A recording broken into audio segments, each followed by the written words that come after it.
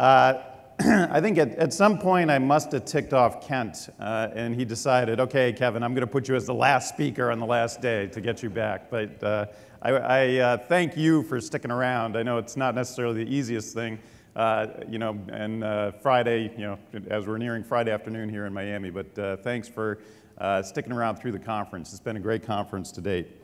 What I want to do today, as Jeff alluded to, is share with you some of the research that we've done on human capital analytics and what we're finding top organizations do with analytics inside their organization. Let me give you just a little bit of background on my organization. Some people call it C3PO. I know it's a lot of letters to memorize, but i4cp stands for the Institute for Corporate Productivity. And we're all about the people practices of high-performing organizations, or really tying people practices to market performance. Let me define what I mean by high performance, because I'm going to use this term a lot in the presentation. And we're going to talk about what are those high-performing companies doing. And when I talk about high-performing companies, I'm talking about organizations that have better revenue growth, market share, profitability, and customer satisfaction over a 5-year time period than their competitors. And that's the way we look at our research. When we research anything in human capital, we then delineate between what are those top companies doing versus bottom performers. Now, we used to be called the Human Resource Institute, so we've been doing this for quite some time. And over the years, it's been very evident to my analysts that top organizations all excel in these 5 broad categories. And so we call these the 5 domains of high performance, and that's strategy, leadership, talent, culture. We call the 5th domain market, but it means being customer focused and broader, really understanding the market that the organization plays in. And so the research is organized under those 5 categories. And what we're constantly looking at are the next practices of organizations. We look at the best practices of high-performing companies for sure. And we try to look at some of the hot topics in the industry, and there's fewer topics that are hotter for us than workforce measurement and human capital analytics. So I'm going to show you some stats from some recent studies that we've done. And one study that we just did on workforce measurement, we asked, to what extent do you have a workforce measurement strategy? So it's a little dismal. The people who answered to a high or very high extent that they have a workforce measurement strategy was 20%. So 20% of organizations. Now I know if I asked it in this room, I'd get a much higher percentage, but we have a long way to go in HR analytics overall. Some of you may have picked up this report outside of the table. I know there's a few left if you haven't. And it's called HR Analytics, Why We're Not There Yet.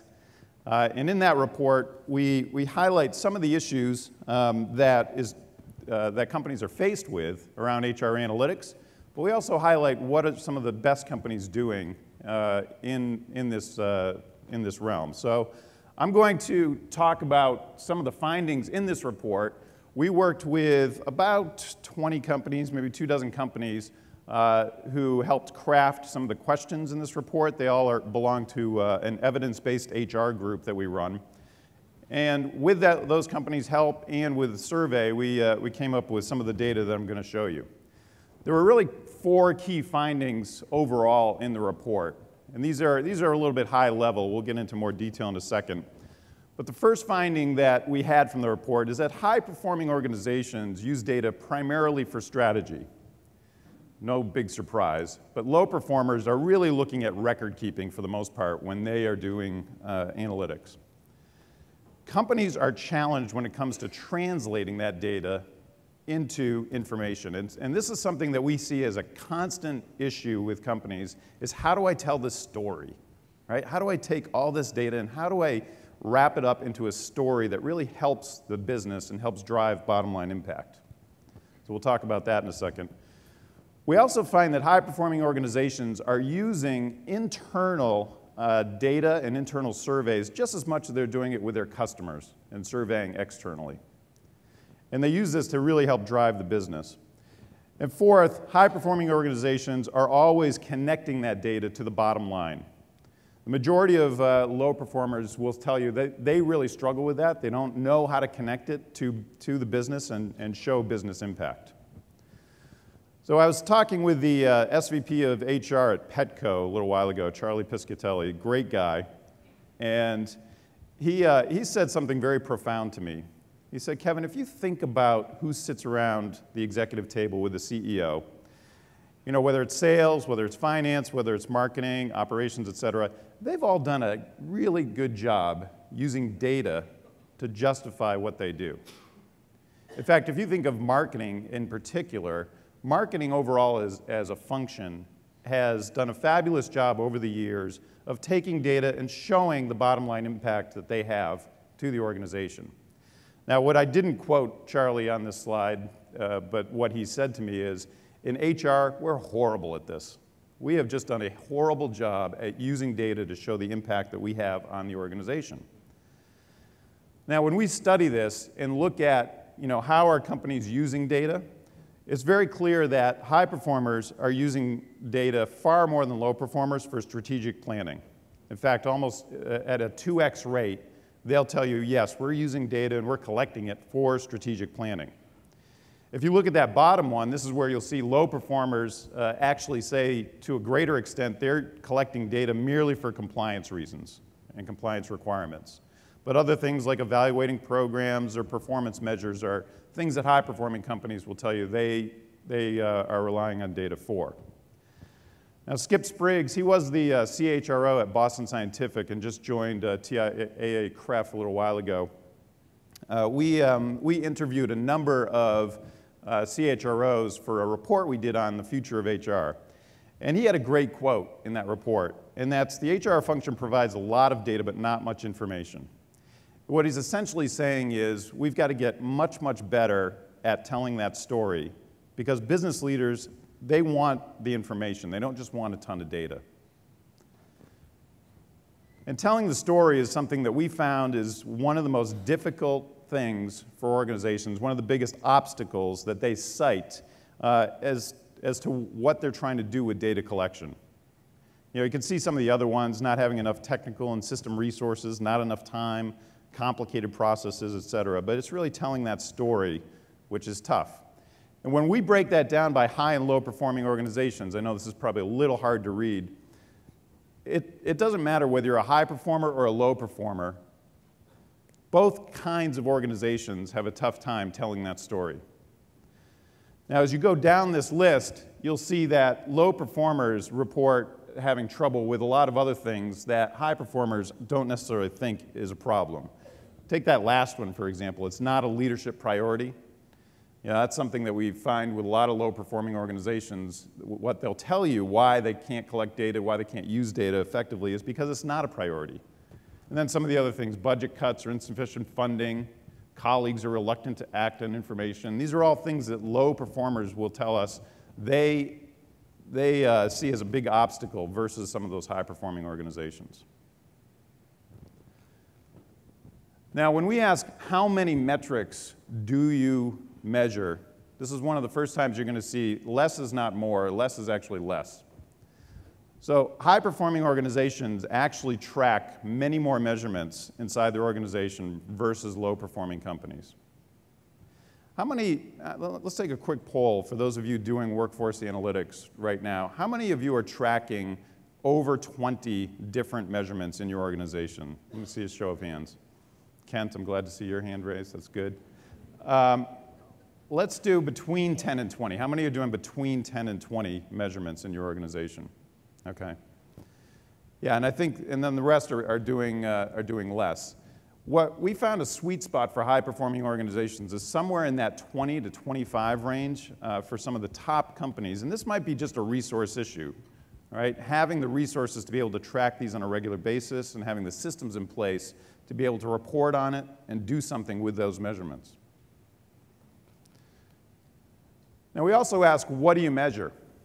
And the number one answer is performance or potential ratings, you know, specifically for high potential employees. And that's where we found a huge gap between low-performing organizations and high-performing organizations, as well as that bottom one, the time to fill, train, and onboard. Training completed, turnover rates, head counts, these are all pretty common measurements inside of organizations, but you can see how high performers reported on those versus some of those low-performing companies. Now, one of the things that we find high performers do very well is something we call talent mapping. How many of you are using talent mapping inside your organization? I got about 4 hands. All right, chemo, great. So we are seeing many more organizations today use data to identify high potentials in their organization, really understand what are the pivotal or critical jobs inside their organization, and then as they look at talent segmentation, they're identifying what roles are we going to need, what skills are we going to need, and then let's focus on some individuals.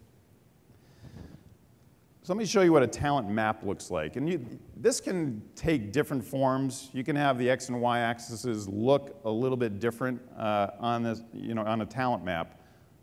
But what one of our member companies did was took a look at what is core to our business success. What's the differentiator? And then what are the difficult skills in the market? What skills are we going to find difficulty in acquiring externally in the market? And let's map this out by function inside our organization. And so this is an insurance company. I won't name the company, but this is their talent map that they came out with. And you can see in the upper right-hand corner, product development was the #1 thing that they found was very core to business success, but was going to be a tough skill, is a tough skill for them to acquire in the market. Where things like tactical HR or sales support or IT infrastructure, fell in that bottom lower quadrant. What does that bottom lower quadrant tell you as a business? Outsource, that's right. Those are like the primary things that you could probably outsource inside your organization and not skip a beat as a company. A talent map, I think, is very useful inside an organization to really hone in on what's important to the business. And this is where, as HR leaders, I think we can make a very big impact inside an organization by helping business leaders understand this and helping senior management understand this. Because once you can identify these segments, you get a lot of support when you want to do things with that upper right-hand quartile, right? Whether it's training, whether it's hypo programs, whether it's additional measurement for that upper quartile. As long as you've identified this inside the organization, then you can, I think, get a lot of support. Now, how many of you do surveys in your organization? I should see all hands go up right now. Okay. What are the most important surveys that you do inside your company? Customer satisfaction. Okay, what else? Okay, all right. So we asked high-performing companies, what are the most important surveys to you? And here's the list that they gave us. So customer sat was #1. Leadership, engagement, performance, and culture. So these were the top surveys that companies are doing as a whole, not just internally, obviously, internally and externally. We're seeing more and more surveys being used now by workforces to really help them identify what's important to the company. And I think people are getting a little bit burned out by the engagement surveys. If you don't have a best friend at work, I'm not sure what you're going to do about it. So it can get a little tedious doing engagement surveys over and over again. But more and more companies are beginning to look at how can we make sure that we have alignment inside the company. In fact, what I see in most companies is that generally there's a majority of the employees understand the strategic vision of the company, but inevitably you have pockets of misalignment inside a company. And those pockets of misalignment sometimes arrive out of ignorance, or it's active misalignment, right? They don't agree with the strategy of the company. And so what you'll find is, maybe it's the European marketing group, right, that just, isn't aligned with the strategy, or it's an engineering group someplace that isn't aligned with the strategy. But if you don't survey and don't look for that, you don't necessarily know where those landmines are inside the organization. And so surveying the workforce for that alignment will often tell you, where do I have those pockets? And then you can go tackle those pockets of misalignment. That's all part of something we call organizational health. And I think those surveys are starting to pick up now inside of organizations versus, do you have a best friend at work? Now, that's all about, what people are looking at from a reporting standpoint. We also looked at how do organizations report, and then who gets those reports. And what's interesting is when we ask who's responsible for calculating workforce results, we found that HR analytics team, the head of HR, or it's happening within the business were some of the top answers by organizations. Now, when we map that back to market performance and look at, what are high-performing organizations doing, there's no significant statistical difference. It really doesn't matter which one of those areas is doing or calculating the workforce results. Similarly, we asked, what do you use to calculate the results? Are you using some kind of system, an HRIS system, a talent management system? Again, we didn't find any significant statistical difference between the two, except when companies were just using spreadsheets, or their own database. Then there was no correlation to market performance. In fact, there was a negative correlation to market performance for companies that were doing that. We also asked, how often are the workforce results produced? Is it monthly? Is it quarterly? How many are doing it monthly? Okay. How many are doing it quarterly? How many of you are asleep?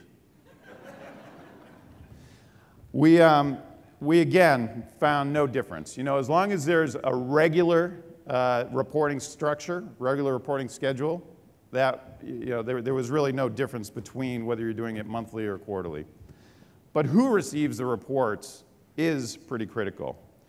And you can see on the top, the executive team is the one that was cited by high-performing organizations more than any other function. CEO was second. Then you have HR leaders, senior managers, board of directors. It really starts to fall off right there at the board of directors. And when we mapped this to market performance, the only two that were really correlated was the executive team and the CEO. Meaning, top companies are really using human capital information, human capital data to help drive the business. No shock to anybody in this room, for sure. But the data really proves that. And when we look at high-performing organizations and then start interviewing, what are you guys doing with this data? It's very clear that their executive team has come to rely on some core measures inside the organization to help them pull a lever to drive the business.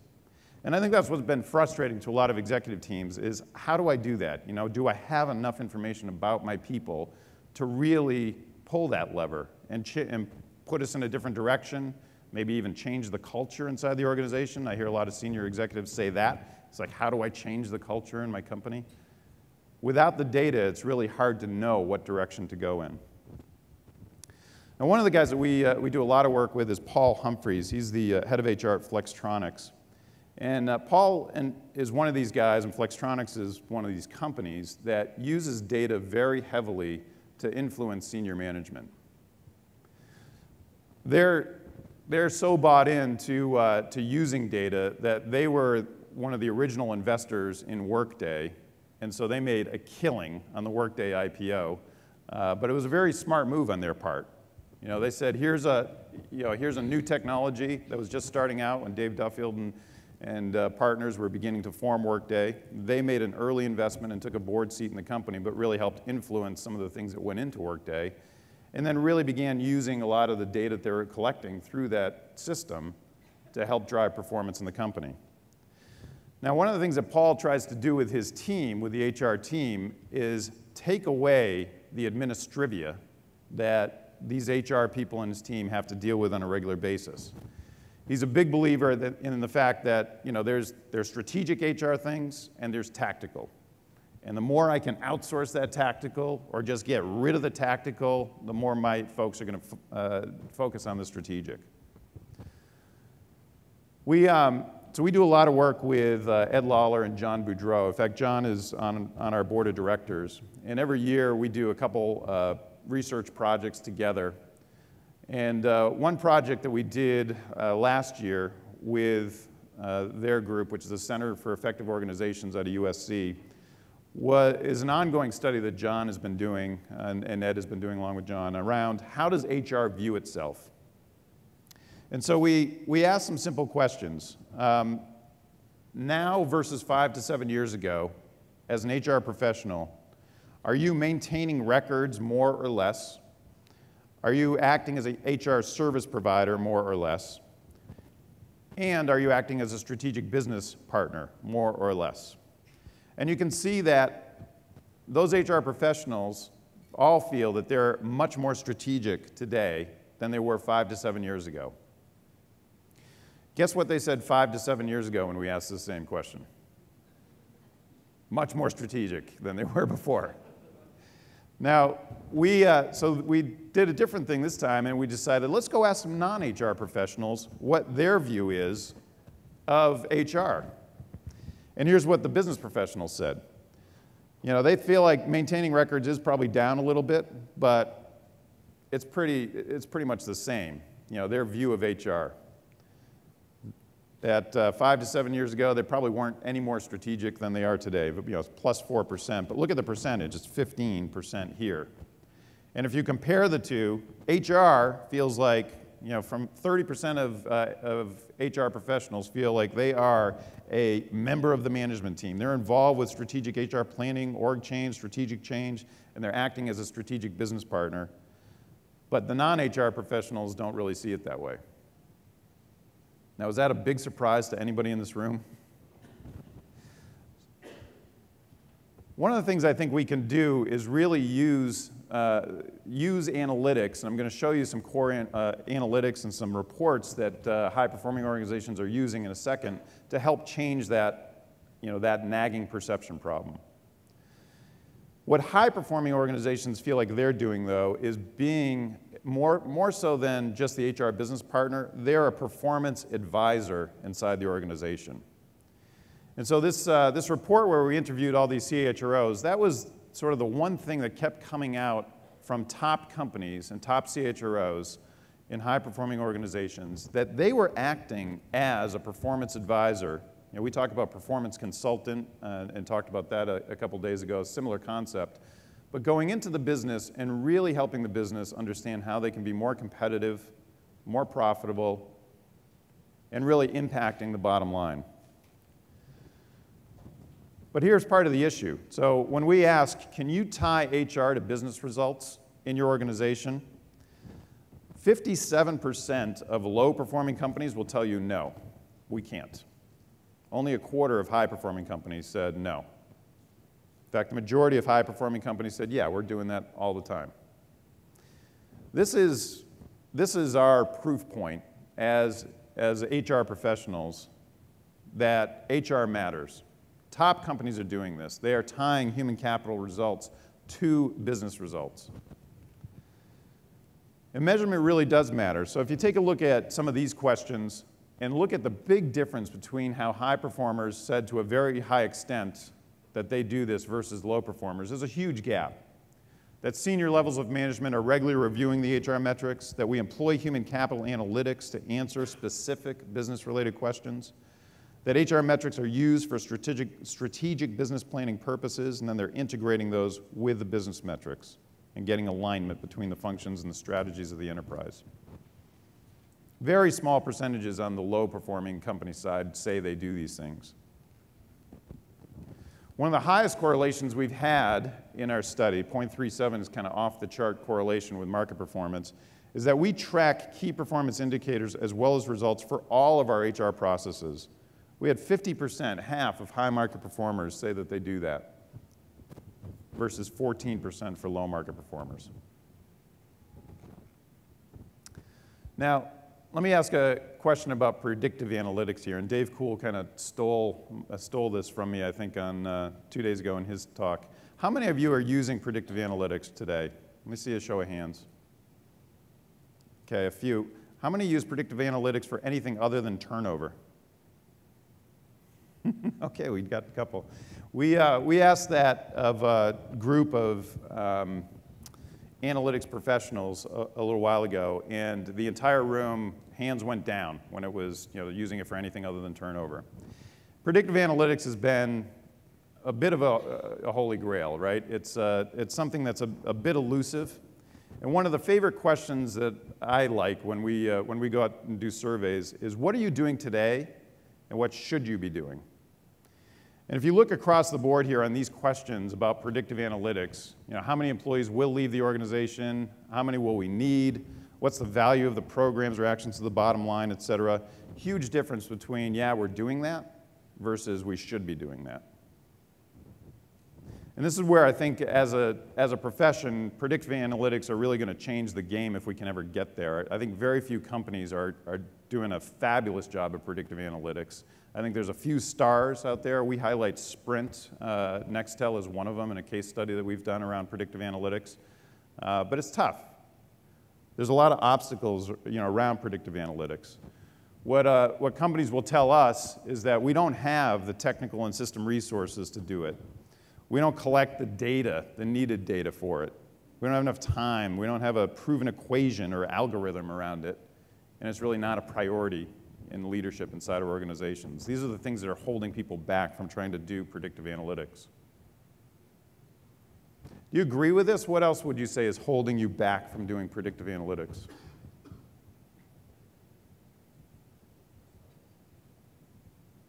What else, Chemo? Just ourselves. Just not focusing on it.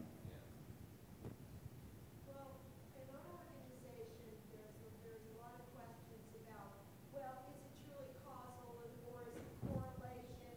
And, if it is at the 95th percentile of statistically significant, does it really matter? And HR people can't possibly understand 90th percentile, and then it just sort of goes there. Yeah, so just questioning the data. And I've gotten into so many of those arguments, correlation versus causation, unfortunately, you do go down that path if you haven't established that the data that you've come up with is accurate already, right? The first time you come up with some of this data, you're going to get a lot of those objections. One of my favorite sayings, though, about data is that data will turn an argument into a conversation. And I see that happen quite often. Now you can focus on, on the data itself versus, just nuances around, around predicting what's going to happen going forward. But that certainly is an issue. I think as an HR professional, we're getting better and better at this. I spoke to a group of SHRM professionals last year, and there's probably like 250 people in the room. And I said, hey, I want to see a show of hands. How many of you got into HR because you were a statistical wizard in college? And you just loved analytics, and statistical analysis was your thing. That's why you got into HR. Obviously, not too many people raised their hand in the room. And I think that's changing, but I think that's what's held us back up to this point. We just have, to Chemo's point, it's been ourselves holding us back, around getting the right kind of metrics in place.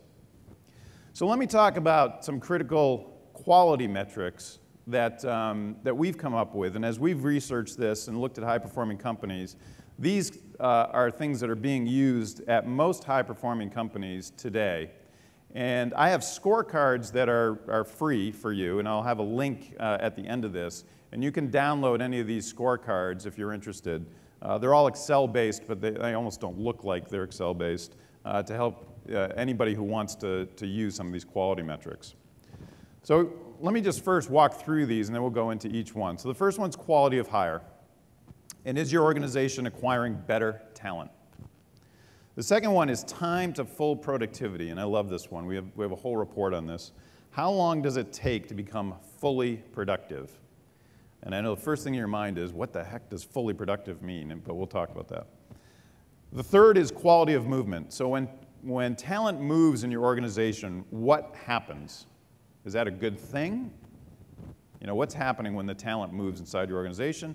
And fourth, which is probably the most popular metric, is quality of separation, or quality of attrition. Are you losing valuable talent? And that's where most of our energy is spent, frankly, in looking at the metrics. So let's look at quality of hire to start. I've showed you a lot of stats around low performers and high performers, and once in a while you'll see low performers doing things more so than high performers. Well, here's a great example of that. And it's a great example of what doesn't really matter inside your organization. These are things that a lot of companies track. Number of recruiter requests, hiring cycle time, cost to fill, acceptance rate of first offers, percent of offers accepted.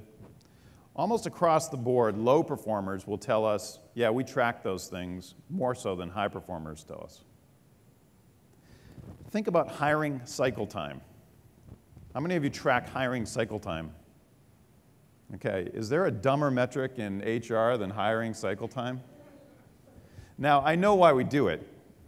You know, this hotel is a great example. They need people at the front desk, right? You have to have, there are positions in companies where you have to have bodies in place. But clearly, if we're putting a lot of emphasis on hiring cycle time, we're gonna hire the wrong people if that's where the emphasis is. And so what high-performing companies do is try to take this to a much more strategic level. And they'll look at a lot of different metrics. I'm only going to show you 3 right here. Things like employee referral rates. How many referrals are we getting from our employee base? And then getting even more specific on that, looking at employee referral rates by specific segment. Let's look at it by demographics. Let's look at it by a business unit. There's all kinds of different segmentation you can do on employee referral rates, but clearly that's a great source of talent for your organization. Or that cycle time to competency or full productivity. That's something that still we're not doing to a great extent, and I'll talk about that in a second, but high performers will tell you they're doing that more so than low performers. Measuring quality of hire is something that a lot of companies say they should be doing, but not a whole lot of companies are actually doing it. In fact, high performers will tell you, yeah, we're doing it more so than low performers, but it's still a pretty low percentage of organizations that feel like they're doing this to a great extent. When they are doing it, there is a high correlation with market performance. So high-performing companies will tell us, yeah, we're doing it. When we see this happening, we can see that correlation. And the same as with talent management effectiveness.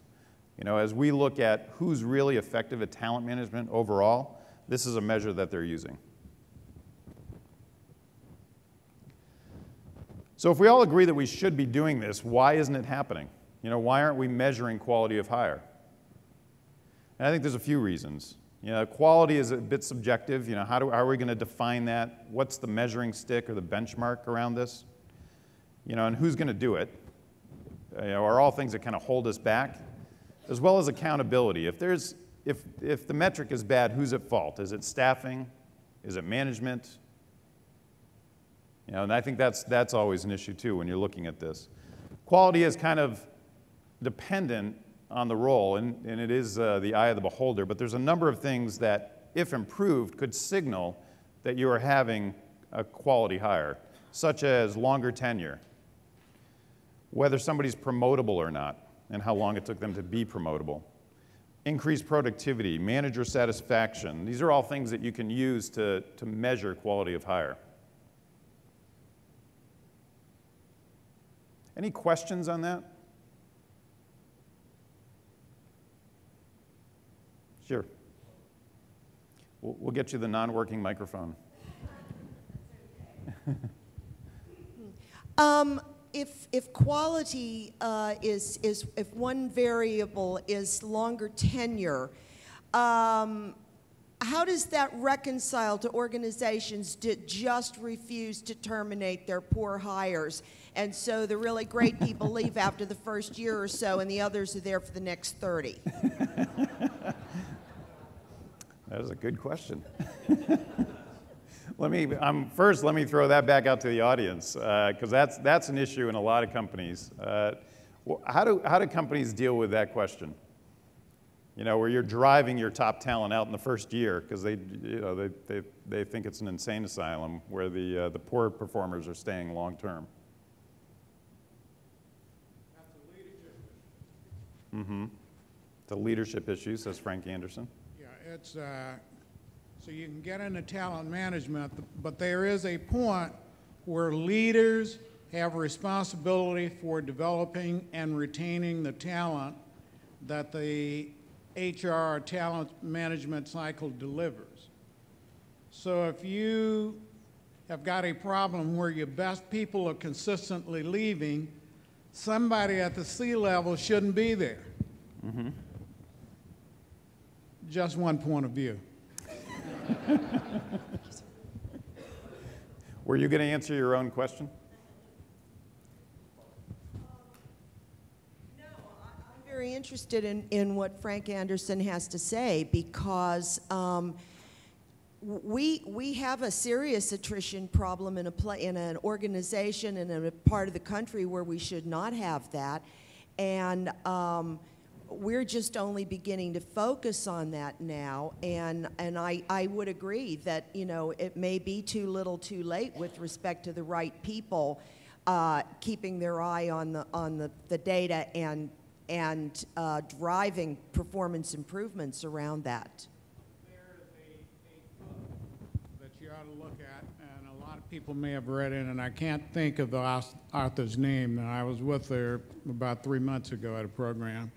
But it's good people don't leave the organization, they leave bad managers. Okay, so you need to kind of understand if you can isolate where the people are leaving from. Are they consistently leaving from one part of the organization? And if you can isolate, then you can start to zero in on the problem. If it's across the board, it's something about the internal policy and the overall leadership of the organization. But if people are feeling good about what they're doing, and that goes back to Kevin from General Mills yesterday when he was talking about great managers. You know, what their study showed, and I mean, there's plenty of data and studies, that if you will go look, if you've got great managers in your organization, people stay because they feel valued, the organization invests in them, they are stretched enough that they feel good about themselves personally. They don't leave you. So one of the things that is interesting about quality of hire, it's very tied to quality of attrition, which we're going to talk about.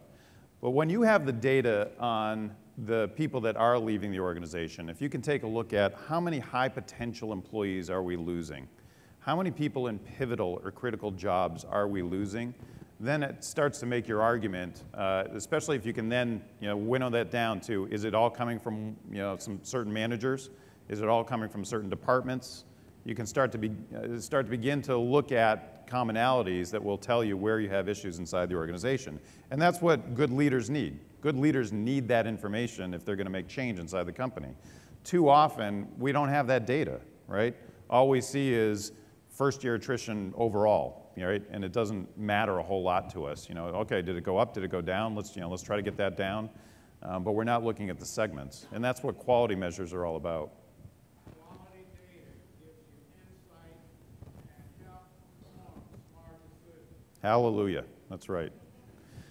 So, you know, we also talk about benchmarking from a quality of hire perspective, and we really believe that the best benchmark in this particular case is against yourself.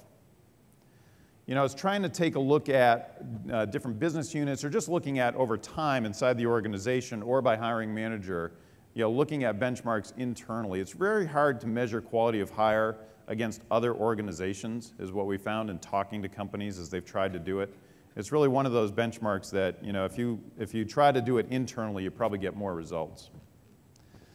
So here's an example of what one of those scorecards looks like. Again, this is all Excel-based, but by inputting data into this scorecard, you'll produce some pretty slick graphs and views around quality of hire. Here's a couple of those graphs. So new hire fit is one of them, retention over time, and then you can you know, look at that retention by different segments. These are all aspects of the scorecards that I'll give you a link to. Here's another one on performance over time. You know, 1 year of tenure, 2 years of tenure. This is one of my favorite charts that we've produced. And on the hiring side, I think this is a very interesting one to look at. We did a study on engagement, and we looked at in workforces that were highly engaged versus workforces that were highly disengaged. And then we asked a very simple question of both groups. We said, hey, when you're hiring, what are you looking for? You know, what's the hierarchy of traits that you want to see in a new employee? The highly engaged workforces said, we're looking for people that have a passion for the work. We're looking for people that have positive attitudes towards their peers and customers, and we're looking for people that really have a desire to set and achieve goals. And then the disengaged workforces told us, you know what, we're looking for smart people, intelligent people. We're looking for people that have good work abilities and excellent job skills. Now you can see where these things end up on the hierarchy, right? And what those highly engaged workforces think matters overall. And what matters is cultural fit to them. And that's another thing to measure is how well are we doing that? How well is the cultural fit for our employees? I know of one organization that when you go to interview as a senior person inside the organization, you'll get set up with 5 or 6 interviews in the day like you would in any normal company. The difference is every single person has a go, no-go decision along the way. And that very first interview that you have, they're looking for organizational cultural fit. And if they feel like it's not there, you don't go on to the other interviews. You know, they do the same thing with departmental fit, et cetera. But that, you know, the old adage, hire for attitude and train for skills, is really evident when we start looking at engagement. All right, let's talk about productivity for a second and time to full productivity. So the most common question we get asked when you talk about this measure is, what do you mean by full productivity? And there's no right answer to that question.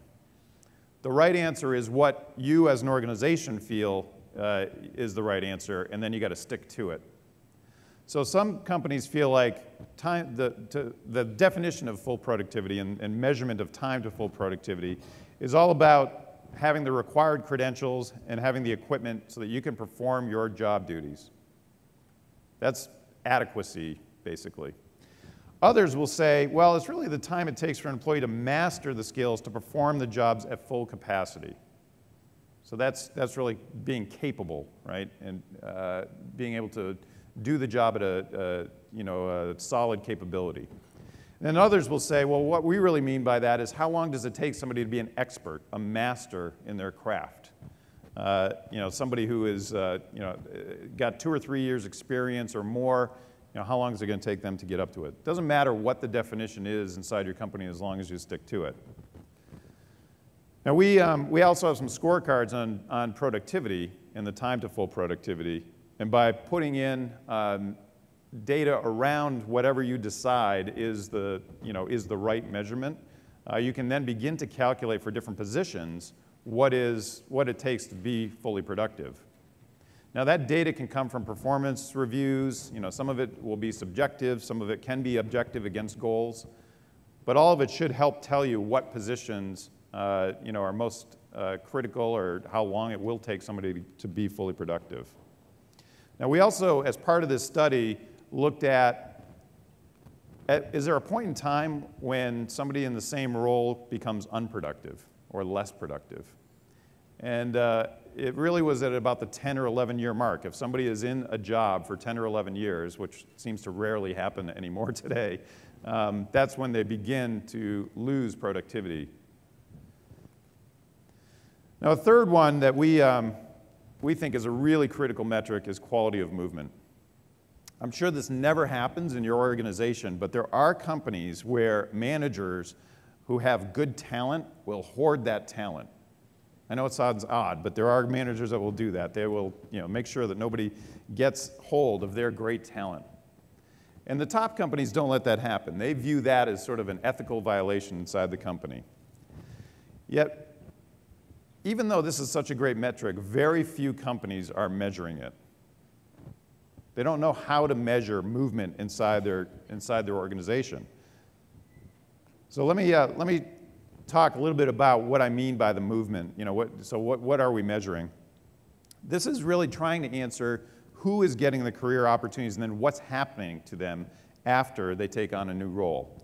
So things like internal placement rate, promotion rates, there's a calculation just around internal movement overall that some companies will use. Retention and succession can come into this, as you look at movement overall. Just really trying to understand, are there managers who are hoarding talent? And are we getting our high potential employees to experience a broad array of areas of our company so that they can grow and really be a leader in the future inside the organization? So the quality of movement scorecard is another one that will help you look at things like internal placement rate. Are we doing a good job hiring from within? Where are those people coming from? Are we promoting, and where are the promotions happening? Gets a little tricky sometimes with job codes and trying to figure out what is a promotion, what's not. But the companies that track this extensively, they kind of work through the data mapping exercise and figure out what do we mean by promotion rate. Now the last one, which I think is the one that probably garners the most interest that we talked about earlier, is quality of attrition. And quality of attrition is interesting because we often use different terms to kind of mean the same thing.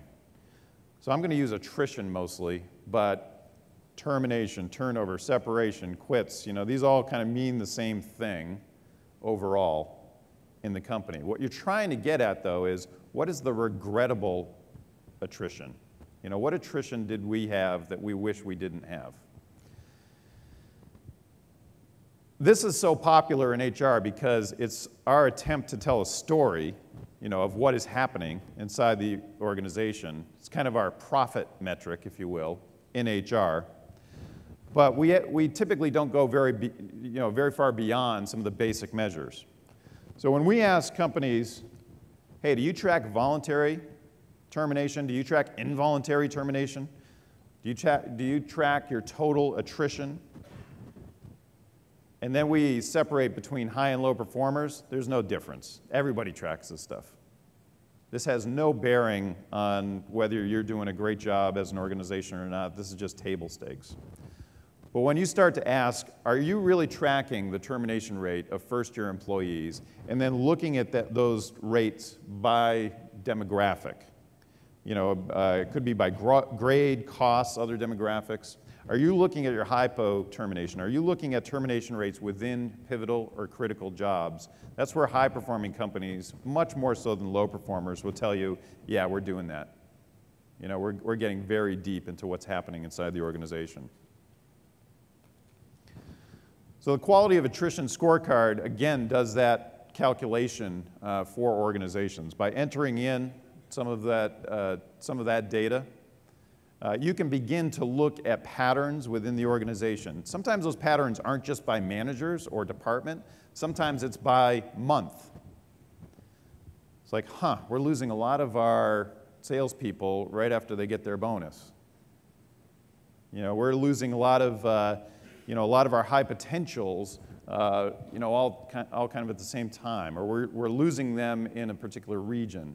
Those things can be very powerful data to take a look at. This scorecard will then give you just indications of how you're doing versus goal, or whether there's a trend up or down overall in total attrition, and what the quality of attrition is. We also have come out with an attrition costing model. It's this is a pretty standard model, but we took from different member companies that we work with, how are you calculating this from a cost perspective, and tried to combine the best of the best. And so this is another it's not really a scorecard, but just another resource that we have for folks that will be part of this link that I show you.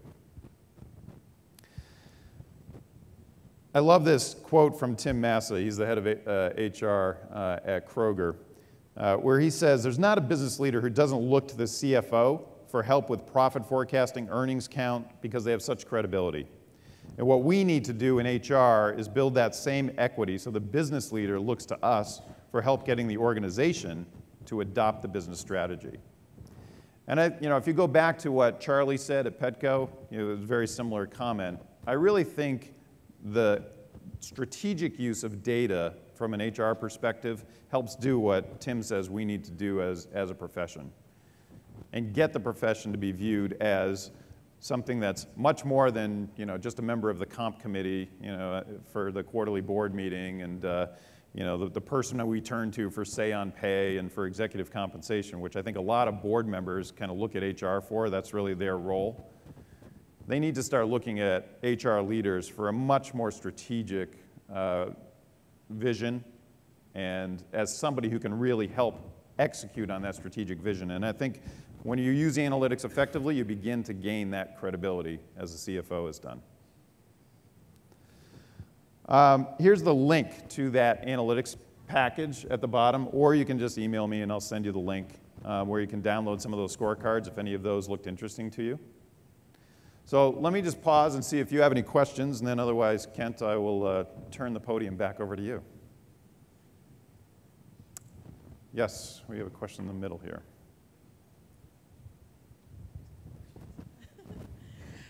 Hi, Kevin. Thanks for your presentation. I wanted to ask, we talked a lot about using the data and information to enable leaders to make better quality decisions. And I know, you know, most CEOs or executive teams probably don't want to give away the secret sauce, but have you guys done any case studies around how they've taken these analytics to make what decisions they're making receiving these? So is it a decision to reorg, to hire, promote, to train, to acquire, divest, outsource?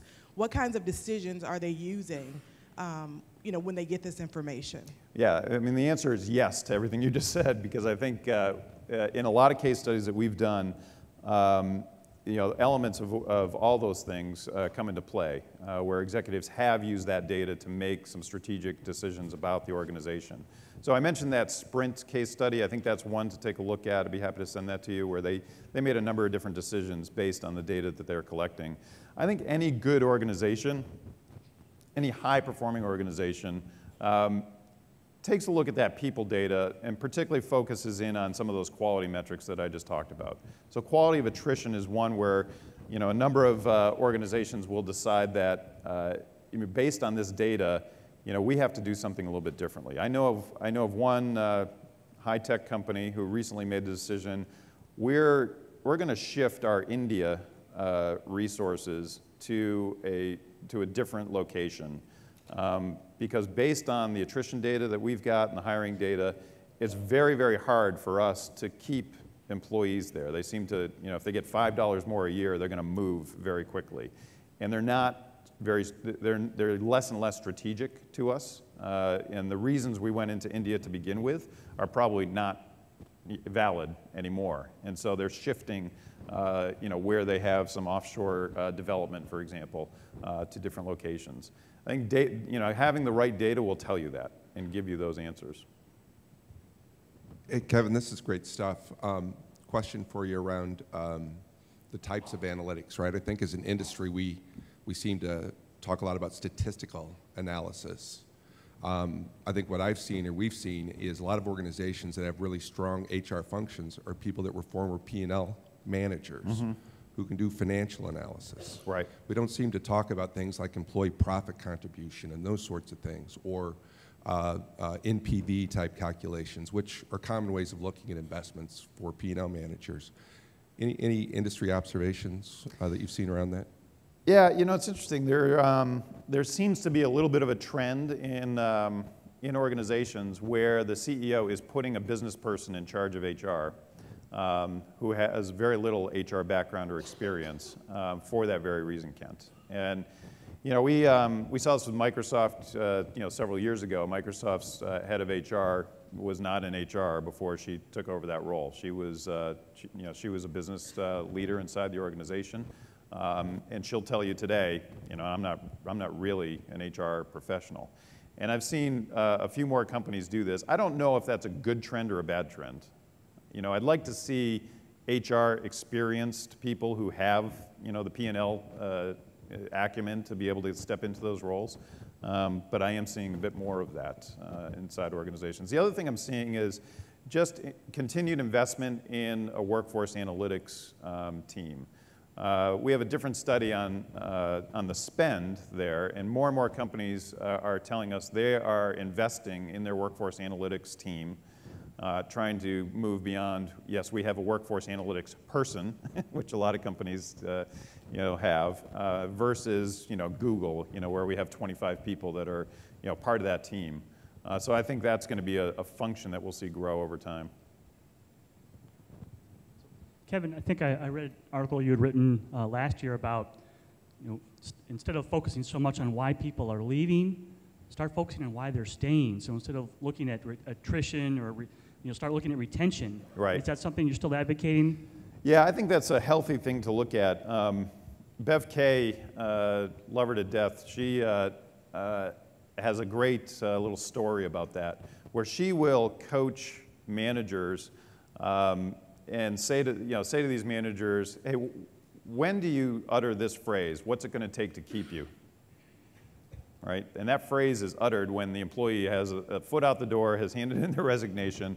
Says instead, you should really focus on that question, what does it take to keep you, far ahead of any decision to leave the organization.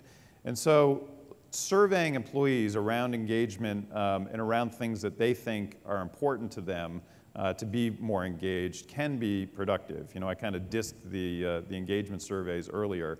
But if you understand the non-financial reasons why somebody wants to stay in an organization, it can be incredibly cheap to do things that will make sure that they're engaged and that they stay in the organization.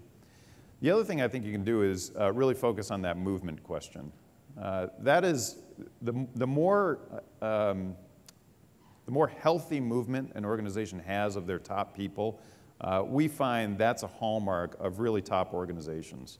They are not afraid to take that top talent and allow them to rotate. But it's the managers that typically block that. And unless you're measuring it, you're not going to know which managers are blocking that. And unless you're putting that into their performance plans, they're not going to be incented to allow that movement to happen. So I think that's another big aspect of making sure that people stay inside the organization. All right, I want to have a round of applause for you for staying in this room for, on a Friday.